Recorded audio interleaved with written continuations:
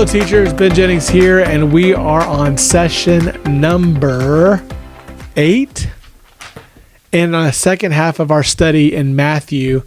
This particular lesson covers Matthew 21 to 16. The curriculum writers called this grace, and I think there's something to that in terms of that being the subject of this lesson because, as you know, grace is unmerited favor, and that seems to be the point that really is the nature of grace that's driven home in this particular lesson, this particular text. The text is a parable that Jesus told, and he's talking as a Jew to a Jewish audience who are people who are prone to think that they deserve something because they're Jewish.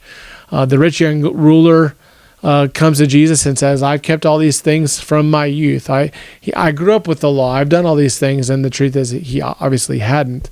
The Pharisees definitely felt like they deserved, that they had a corner market on God and that kind of a thing. You think about people like Jonah, who when God forgives the Assyrians, the Ninevites, he gets upset because he's like, they're not doing the law the way that we're doing the law. And so they have this really kind of a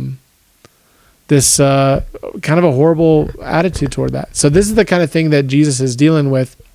And the truth is, the longer we're Christians, the longer we grow in our relationship with God, and the more that we grow in discipline to follow the Lord, the more we can maybe be tempted to think that we deserve the benefits of grace, that we deserve what God wants to give us, and the truth of the matter is we don't deserve any of it. Like, what we deserve is hell. So what God gives is grace, and he does that in a common way, in that everybody that has a breath that's his enemy is getting a good gift from God that they don't deserve.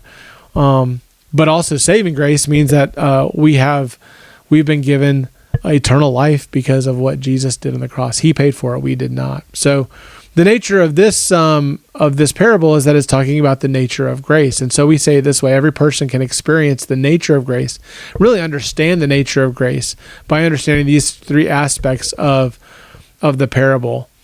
Parables are earthly stories with heavenly meaning. They're illustrations to kind of hammer home one point. They're not great for coming up with a system of theology. This is really just hammering home this one big idea. And the idea here is the nature of grace means that God is going to do what's right.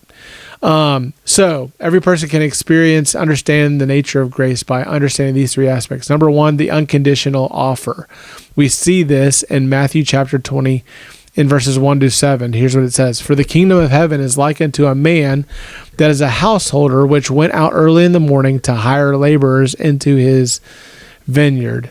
Okay, this is like the kingdom of heaven. Makes sense. There's a man who owns a householder. This would be like, householder here would be kind of like someone that owns an estate. They own is agricultural. You have this idea of almost like a rich person. He can hire other people to work for him. He's got a vineyard, so the household isn't just, it's a small business. This is a guy who owns a business, right? And he goes and gets laborers and agrees with them. These are people that don't have a job. For a penny a day, he sent them into his vineyard. But so he's going at the early part. Then he's going about the 3rd hour, which would be 9 o'clock, something like 3 hours from daybreak, right? And saw others idle in the marketplace. Oh, these are people that haven't been hired yet. It's like guys at noon sitting in front of Home Depot looking to get a job, day laborer, right? And he went the 3rd hour, saw them. Verse 4, he said unto them, Go ye also into the vineyard, whatsoever is right I will give you. And they went their way.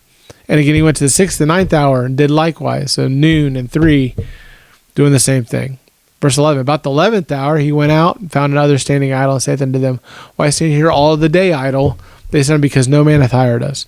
He saith unto them, Go ye also into the vineyard, and whatsoever is right, that shall ye receive. He is dealing with each one of these people in this scenario at different times, but he's giving them an agreement that he's making between him and them, right? You go do it and I'll take care of you. They don't deserve the job. no one's coming to hire them. He's the only one that's doing it. And so he comes and does that. So there's this unconditional offer, the meaning that how he deals with each individual is between him and them. It's not for each other, conditioned upon all the other people that are doing the work. That leads us to the second aspect of this idea of grace, and that's the nature of grace at undeserved payment. Verse 8, so when the even was come, the Lord of the vineyard said unto the steward, call the laborers and give them their hire, beginning from the last unto the first. And when they came, they were hired about the 11th hour. They received every man a penny.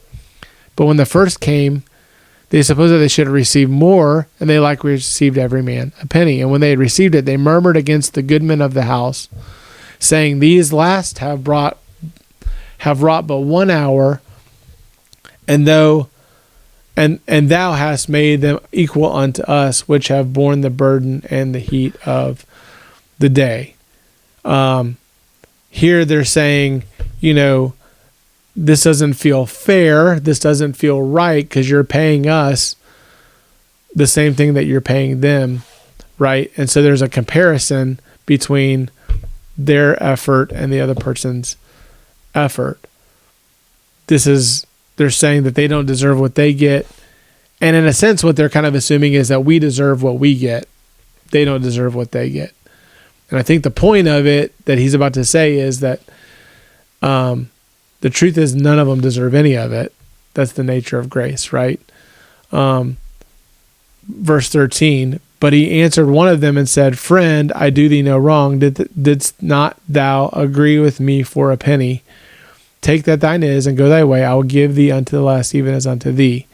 Is it not lawful for me to do what I will with my own? And is thine eye evil because I am good? Because I am gracious, right? So the last shall be first, and the first last. For many be called, but few chosen.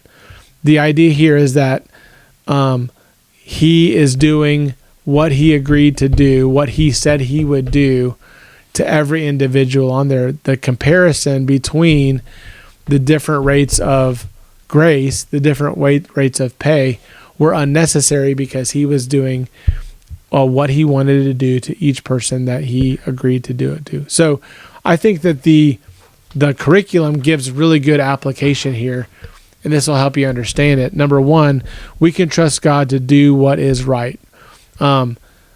Here's what we can, when it comes to, for instance, salvation, okay? God promises that whosoever shall call upon the name of the Lord shall be saved, right? And we can trust God. We can have faith in God to do what he said he would do. And that is, when he offers salvation and we trust in him for that salvation, we'll be saved. He's going to do what he said he would do. But just because he does what he said he would do doesn't mean that we deserve it, that we merited that. We're just responding to his offer, right? He's giving us what we don't deserve. We should be thankful God gives us more than we deserve, and that's absolutely true.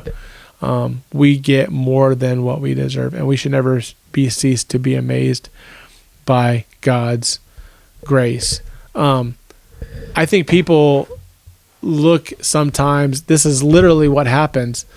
I've seen in life where someone hurts somebody else, they violate somebody else, they sin against somebody else, and into that scenario, they find God. You'll hear people say, "Oh man, he got Jesus. Yeah, he went into jail and he found Jesus." And they're saying it in this cynical way, like, of course, the guy who's feeling the pain of what they did wrong is going to look for grace, look for forgiveness, and they almost begin to resent the person for being changed, for being transformed. If that's a legitimate thing, they get upset about that. Or you think about the prodigal son, the story of the prodigal son. There's a prodigal that's, he wastes his father's goods with riotous living, to use the King James language, right? And he comes to himself and comes back, and then his dad's throwing a party, and here comes the older brother and says, "Hey, what is this?" They're not happy for forgiveness. They're not happy for grace. They're upset because someone's given grace that they that they feel like they deserve.